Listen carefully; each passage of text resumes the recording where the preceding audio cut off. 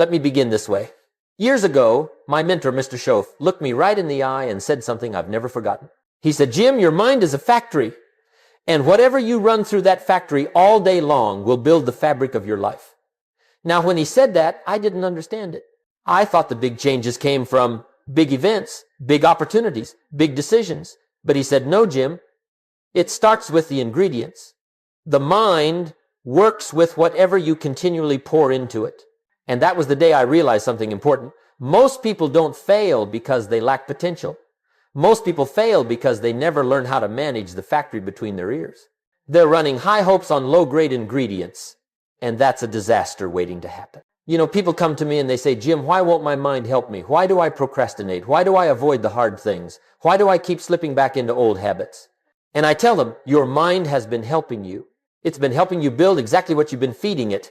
If you pour in doubt all morning, you can't expect confidence to come marching out in the afternoon. If you pour in gossip, you can't expect wisdom. If you pour in fear, you can't expect courage. The factory doesn't argue. It just takes the orders. And that's why this lesson is so crucial. Because once you learn how the mind really works, even just the fundamentals, you stop fighting yourself. You stop dragging your feet through life. You stop negotiating with your own weaknesses. Instead, you learn how to feed the mind properly. And let me tell you something marvelous. Eventually, the mind will begin to push you toward better action. It will insist on better habits. It will force you, yes, force you to do the difficult things that make life worth living. Not because you're fighting with willpower, but because the factory has changed its materials. Tonight, I want to show you how to do that. I want to show you how to give your mind the kind of ingredients that build a powerful life. I want to show you how one shift in mental diet can change how you walk, how you think, how you decide, how you act. Because the truth is simple. We all live with the results of what we feed our minds. Every one of us. And if you want the results to change, the ingredients must change. So let's get started. Let's talk about this marvelous, miraculous, sometimes dangerous machine called your mind and what happens when you start feeding it the right stuff. Now let's take the next step. Because after Mr. Schoaf told me the mind was a factory, he said something even more startling. He said, "Jim, the things you think about all day long, those are the ingredients being poured into the machines. And the machines don't judge. They don't filter. They don't say, 'Hold on now, that's not good for him.' No. They just take it, process it, and deliver it right back into your life." And I remember thinking, good grief, no wonder my life was in a mess. I was handing the workers in my mental factory a steady supply of junk and expecting them to produce gold bricks. That's not how life works. Let me give you a little picture. Back in those days, I used to start the morning with the newspaper, and not just a glance, no. I'd sit there with my coffee and load up on every murder, every robbery, every stabbing, every disaster, every scandal. I'd flip to the back pages and read the tragedies for dessert, and then I'd head off into the marketplace and wonder why the world looked so dark. I was walking around on my financial knees, my emotional ankles, and I figured it was just the times. No, it wasn't the times. It was the ingredients. It was the mental diet. You see, the mind is incredibly literal. If you think about opportunities, ideas start appearing. If you think about problems, problems line up to greet you. If you think about good fortune, you start noticing doors you never saw before. But if you think about envy, resentment, worry, and defeat, your mind says, that's what we're building this week. Let's get to work. Let me ask you something simple. If you ran a restaurant, would you let rotten food into your kitchen? If you managed a clothing store, would you let a truck deliver boxes of shredded rags? Of course not. You'd stop it at the door. You'd send it back. You'd say, "We don't deal in that." But people let junk into their minds by the wheelbarrow every day. Arguments, gossip, fear, drama, cheap entertainment, negative voices. And then they wonder why their confidence is thin and their decisions are shaky. My friends, it's the ingredients. Your mind can't produce a masterpiece from rotten supplies. Here's the truth. Mr. Schoaf drove into me. You don't rise to the level of your hopes. You fall to the level of your thinking. And the thinking is built from the ingredients. If you want a stronger body, you change the food. If you want a stronger mind, you change the mental diet. It's not magic. It's cause and effect. So take inventory. Ask yourself, what have I been feeding my mind lately? What books, what voices, what conversations, what content? Because those things aren't just passing through. No, they're being packed, processed, and stored in the warehouse of your future. And once you grasp that, the power of raw materials, you'll handle your thoughts with more care than you handle your wallet. And that's when life begins to shift. That's when you start building a mind that works for you instead of against you. Now, once we understand these ingredients, we must talk about the next great secret, how one bad ingredient can ruin the whole blend, and how one good ingredient can change everything. And for that, we need a story about coffee. Now, let me give you one of the best lessons Mr. Shoaff ever taught me. And he taught it with a cup of coffee. He said, Jim, suppose someone walks up and puts sugar in your coffee. What happens? I said, well, you'll be fine. And he said, right. Then he leaned in and said, but suppose someone puts strychnine in your coffee. What happens then? I said, well, you're dead. And he said, correct. Then he paused the way mentors do when they're about to drop something heavy. And he said, Jim, life is both sugar and strychnine. So you'd better be careful what you put in your coffee. That one hit me like a ton of bricks. Because I realized that all day long, I had been letting people, strangers, friends, television, newspapers dump ingredients into my mental cup. Some sprinkled a little sugar, good advice, good ideas, positive thinking, encouragement, but others were slipping in poison. Doubt, worry, envy, gossip, fear. Some did it intentionally, some accidentally, but the results were always the same. Sugar makes you stronger, poison makes you weaker. And the mind does not care who hands it the cup. It only cares what's inside. Let me tell you something important. The universe does not excuse the poison just because a friend delivered it. Poison is poison, no matter how politely it's packaged. You'd be amazed how many people get their strychnine from people they love. A negative uncle, a complaining coworker, a fearful parent, a cynical friend, someone who says, be realistic, don't aim too high. People like us don't get chances like that. Better play it safe. And they pour all that right into your mental cup. And if you're not careful, you drink it. And once you drink it, the factory goes to work, building your life from the poison you accepted. See, it doesn't matter whether your worst enemy gives you sugar or your best friend gives you poison. The results are the same. And people wonder, Jim, why can't I get my confidence back? Well, it's the coffee. Jim, why do I sabotage my own goals? The coffee. Jim, why do I feel anxious and uncertain? The coffee. If you consume daily doses of negativity, you cannot expect a positive life. Nature won't allow it. Let me put it another way. Imagine somebody walking up to your house, trying to dump a trash can in your living room. You'd say, now hold on a minute. Not here, you don't. But people dump trash into their minds all day long. Gossip, criticism, disaster stories, meaningless arguments, shallow entertainment, fear-based narratives. And meanwhile, the mental factory inside is saying, well, this is what he ordered today, let's get to work. But here's the good news. You don't have to drink someone else's mixture. You can guard your cup. You can say, no, thank you, that doesn't go in my mind. You can choose sugar ideas, books, mentors, purpose, gratitude, discipline, and reject the poison. Because the moment you do, the moment you become responsible for what goes into your mental cup, everything changes. Not instantly, but inevitably. You start tasting life differently. You start thinking differently. And before long, you start being different. So remember this simple rule with enormous consequences. Watch your coffee.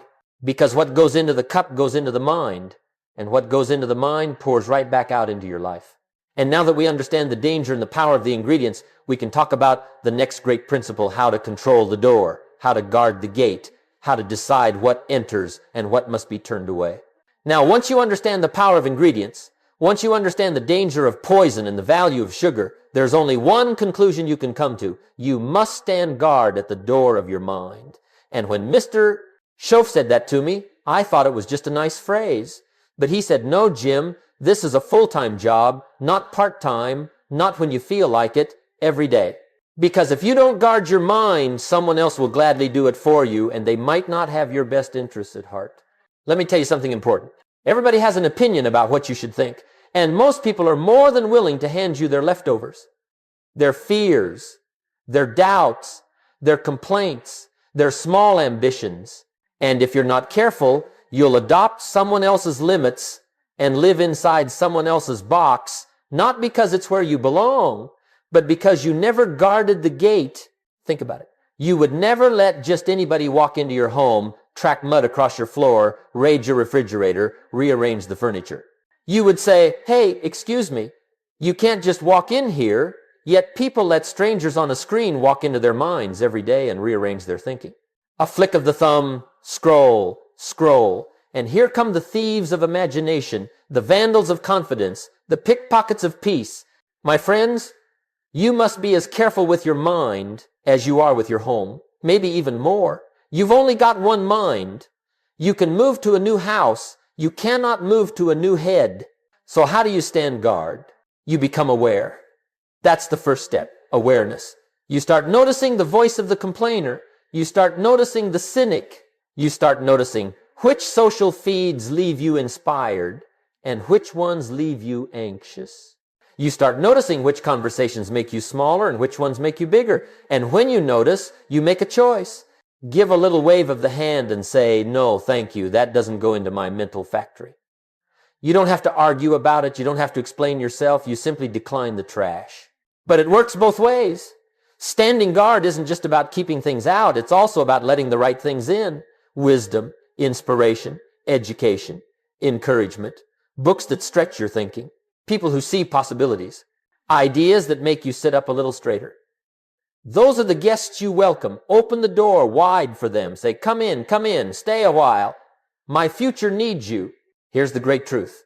Your mind is too important to leave unguarded.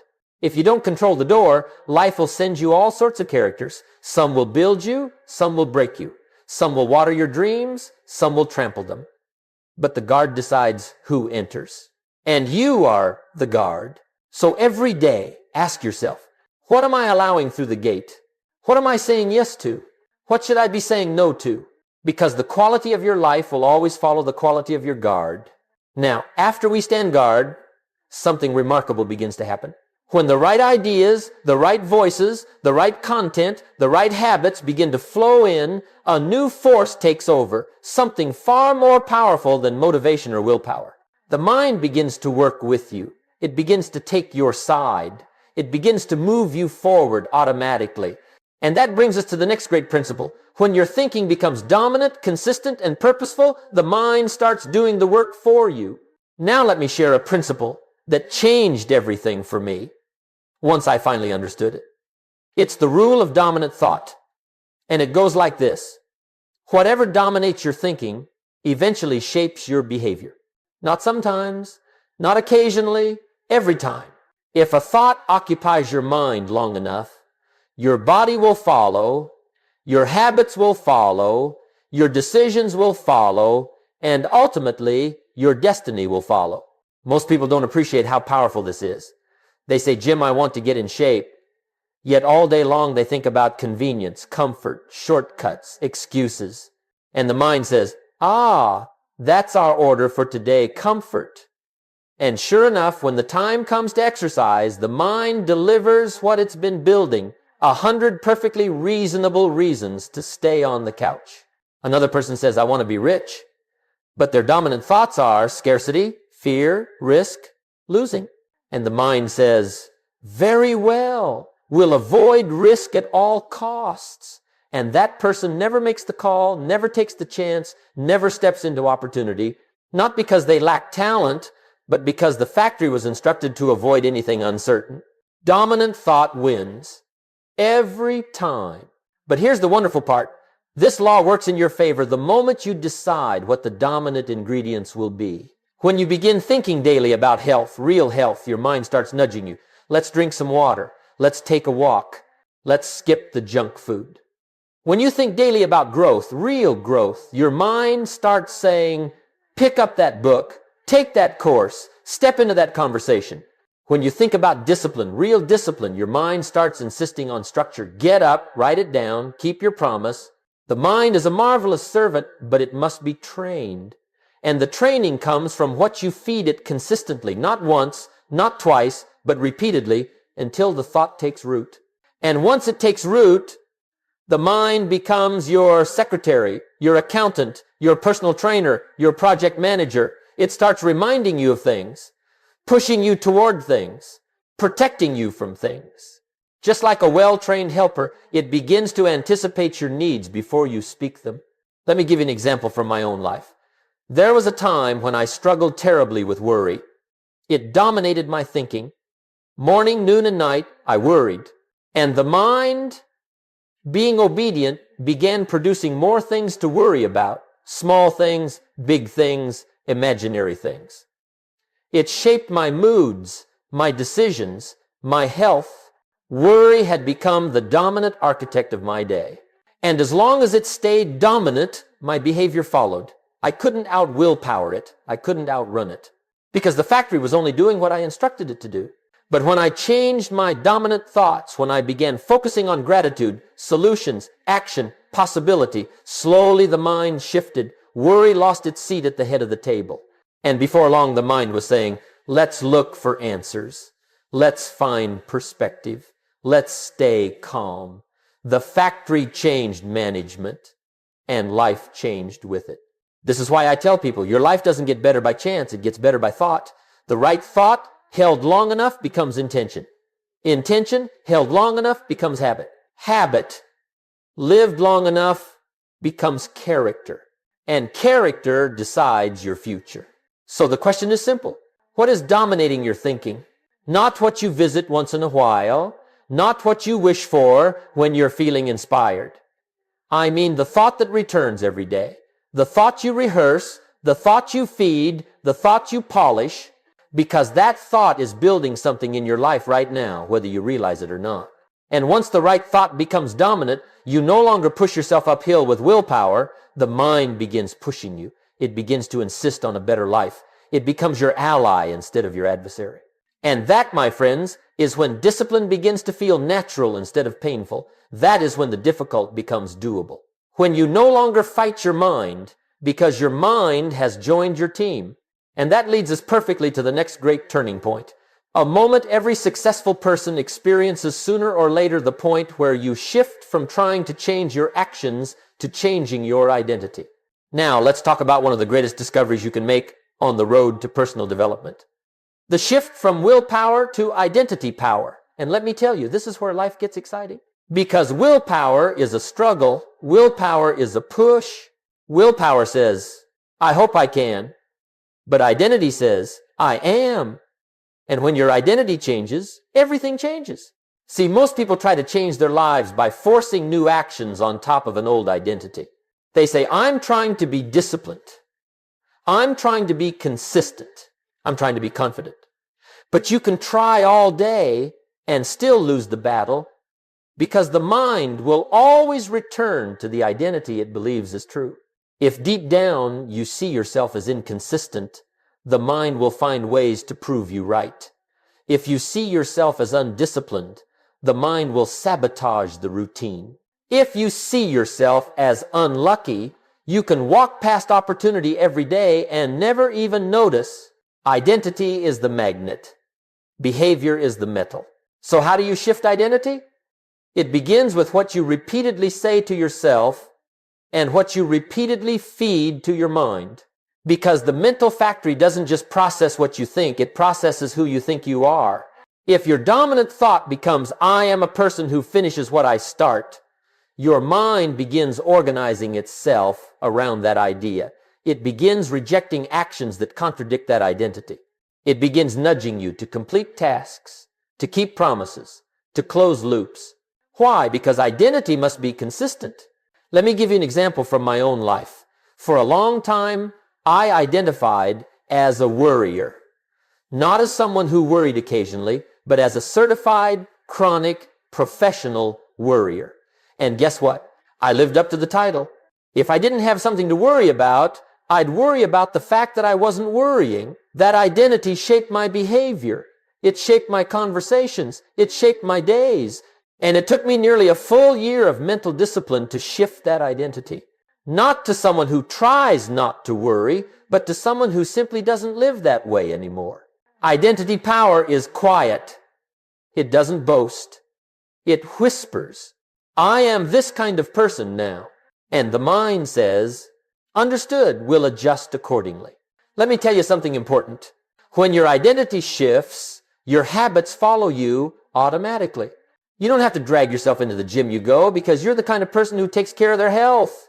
You don't have to force yourself to read. You read because you're the kind of person who invests in their mind. You don't have to push yourself to work. You work because you're the kind of person who does excellent work. Willpower tries to change the action. Identity effortlessly changes the behavior. Imagine a tree. You can tape apples to the branches and call it progress. That's willpower. Looks good for a day, maybe two, but those apples will rot. But if you change the seed, if you plant something different, you don't have to tape anything. The fruit appears naturally. That's identity power. So how do we change the seed? By changing the ingredients we feed the mind. By reinforcing the thoughts we want. By eliminating the thoughts we don't. By deciding who we are, and then giving the mind the evidence it needs to believe it. Once that shift happens, once the mind accepts a new identity, discipline becomes a natural expression of who you are, not a battle with who you were. You no longer say, I hope I can. You say, this is what I do. You no longer rely on willpower. Your routines become aligned with your sense of self. The mind begins to insist on behaviors that match the new identity. And that, my friends, is the real secret of transformation. Don't work harder on your behavior than you do on your identity. Because once identity changes, behavior takes care of itself. Now, the question becomes, how do we build an identity that works for us every single day? How do we install the right inputs, the right routines, the right habits, the right influences, so that identity grows naturally and powerfully? For that, we need a practical system. A daily blueprint, something you can follow for the next 30 days to transform the very materials your mind is made of. And that brings us to the next major section, building a mental diet that upgrades your entire life. Now that we understand identity, and we understand the factory, and we understand the ingredients, it's time for something very practical, a system you can follow. Because philosophy is wonderful, but without a routine, without a daily method, the mind drifts. And remember what I told you earlier, you cannot drift to the top of the mountain. You must climb. And climbing requires steps. So let me give you what I call the Rohn mental input system. A simple plan, a 30-day transformation, not complicated, not overwhelming. Just daily ingredients that, when repeated, begin to shape a new identity and a new life. Let's start with the first component. 1. 10 pages of something wise every day. When I was a young man, Mr. Schoaf said, Jim, every book you read pours powerful ingredients into your mind, and every book you avoid deprives your future. 10 pages, not a marathon, not a whole book, just 10. But 10 pages daily is 3,650 pages a year. That's dozens of books. And it changes your thinking. The mind begins receiving better instructions. You start hearing better language. You start absorbing better ideas. And slowly, almost without noticing, the factory begins producing better results. 2. 5 minutes of reflection. Quiet time. Just you and your thoughts. Ask 3 questions. What did I do today? What did I learn today? What must I change tomorrow? Those 3 questions can alter your entire direction because most people never pause long enough to think. They're living life like a runaway train. No stops, no check-ins, no evaluations. But reflection is where growth happens. And the mind loves reflection because it gives the factory clarity. 3. Morning and evening, gratitude and goals. Why gratitude? Because a thankful heart attracts opportunities. And why goals? Because the mind needs instructions. Gratitude opens the door. Goals tell you where to walk. And it only takes a few moments. Write down what you're grateful for.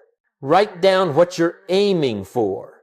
And pretty soon, the mind starts connecting them. Gratitude builds confidence, and confidence makes goals feel possible. 4. 30 minutes of skill building every day. No exceptions. A business skill, a money skill, a communication skill, a digital skill, a leadership skill. Why? Because skills determine your value in the marketplace. And the marketplace does not pay for potential, it pays for skill. But here's the good news. Skills compound. And 30 minutes a day is enough to change your entire trajectory. The mind begins saying, we're becoming valuable, we're becoming capable, we're becoming someone people rely on.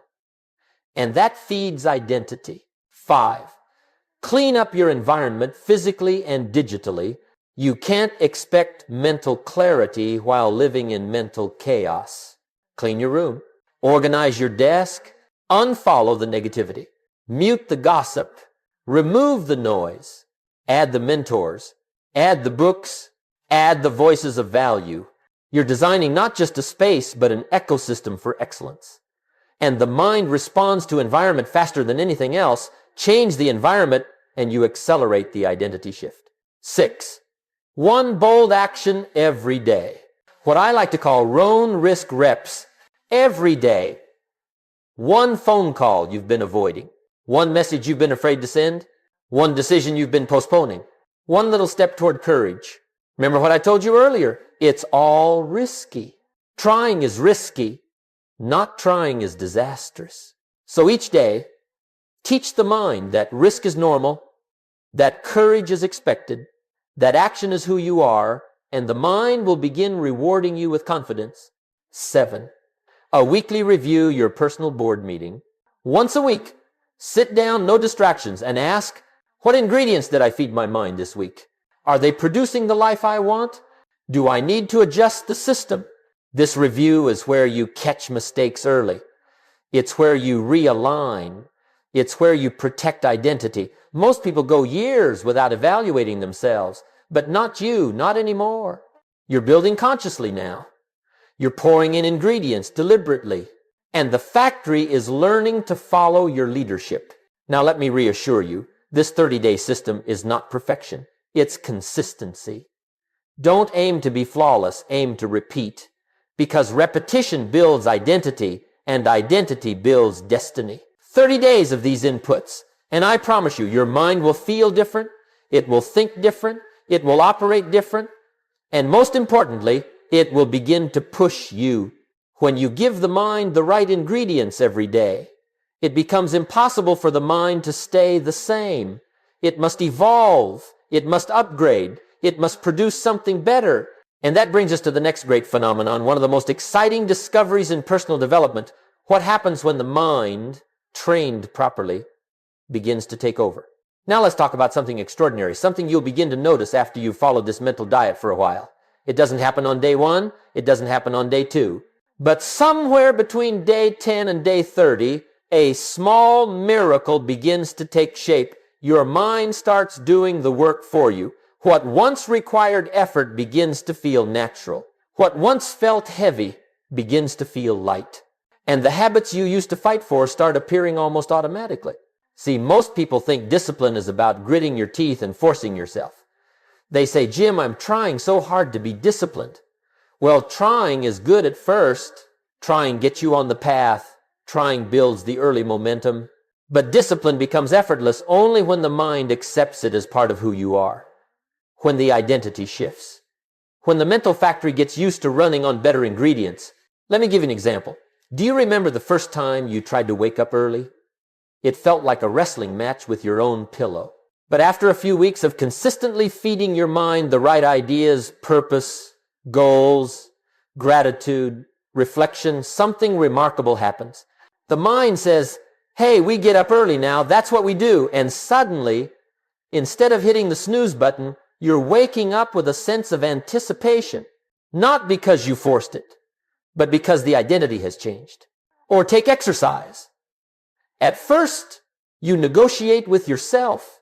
Should I? Shouldn't I? Maybe later.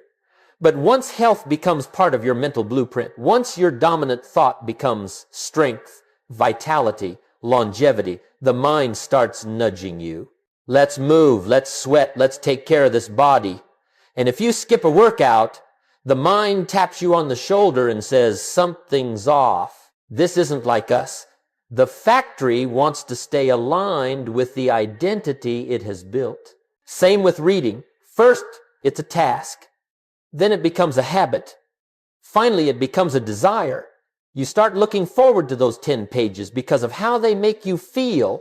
And soon, the mind says, bring me more. Let me think. Let me grow. And you find yourself reading 20 pages, 30 pages, not because someone forced you, but because the mind has developed an appetite for wisdom.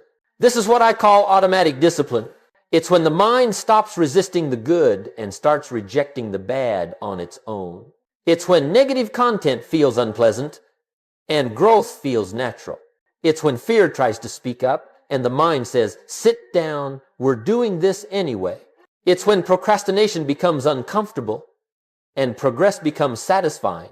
Let me tell you, that's a beautiful day, the day discipline stops being a battle and becomes a rhythm.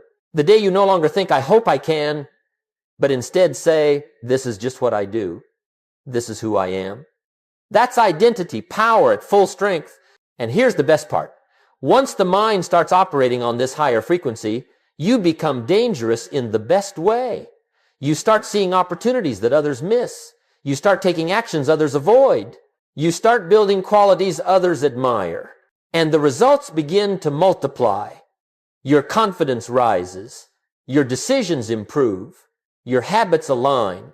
And people begin asking, how are you doing all this? And you smile because you know the factory changed. I used to think the great transformation of life came from one big moment, one big speech, one big opportunity, one big decision, but I learned it doesn't happen that way. The great transformation comes when the mind, properly trained, becomes your partner, when it stops being the enemy, when it stops sabotaging and starts supporting, when it stops holding you back and starts pulling you forward. And at that point, you don't chase discipline, you become disciplined.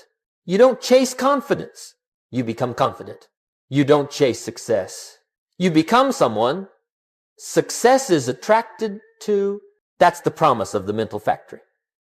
And that's the result of feeding it the right ingredients day after day until the identity aligns with the destiny.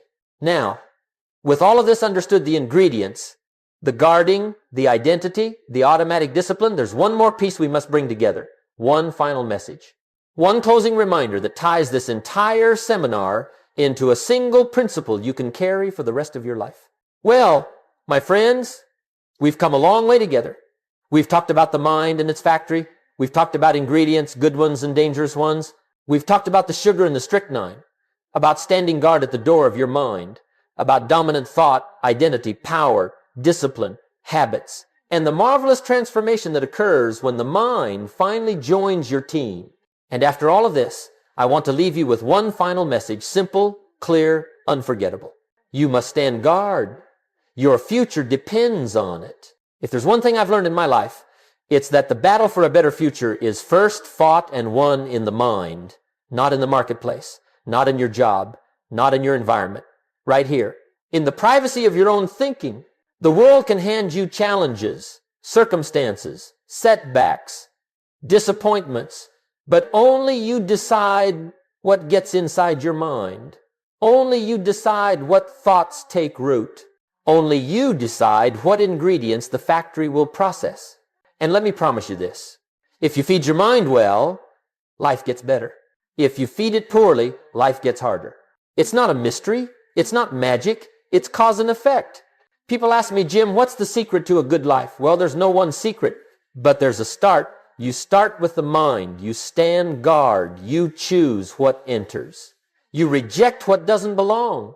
You pour everything you've got into becoming the kind of person your future needs. And you let the mind armed with new ideas, new habits, new identity carry you toward the life you imagined. You know, the world is full of people who are careless with the door of their mind. They let anything in, any voice, any opinion, any negativity, any junk, and they wonder why their confidence wavers, why their discipline collapses, why their progress stalls. But not you, not anymore. After tonight, you know better. After tonight, you understand the power you hold. After tonight, you walk out of here as the guard of your own gates. And if you take this seriously, really seriously, your future will feel the difference. You'll catch yourself making better decisions because your mind is clearer. You'll catch yourself showing more courage because your identity is stronger. You'll catch yourself taking more action because discipline has become natural. And people around you will notice. They'll ask what happened. They'll say, you seem different. And you'll smile because you'll know exactly when the change began. The moment you took responsibility for the factory inside your head. Let me leave you with one of my favorite reminders. It's simple, but it carries a lifetime of wisdom. We must all suffer one of two pains, the pain of discipline or the pain of regret. Discipline weighs ounces. Regret weighs tons. Choose discipline. Choose growth. Choose your future. Stand guard at the door of your mind every day, and you'll be amazed at what life hands you in return.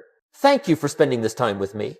Take these ideas, use them, live them, share them, and let's all make the next month, the next year, and the next chapter the greatest we've ever lived, starting with the thoughts we choose tonight.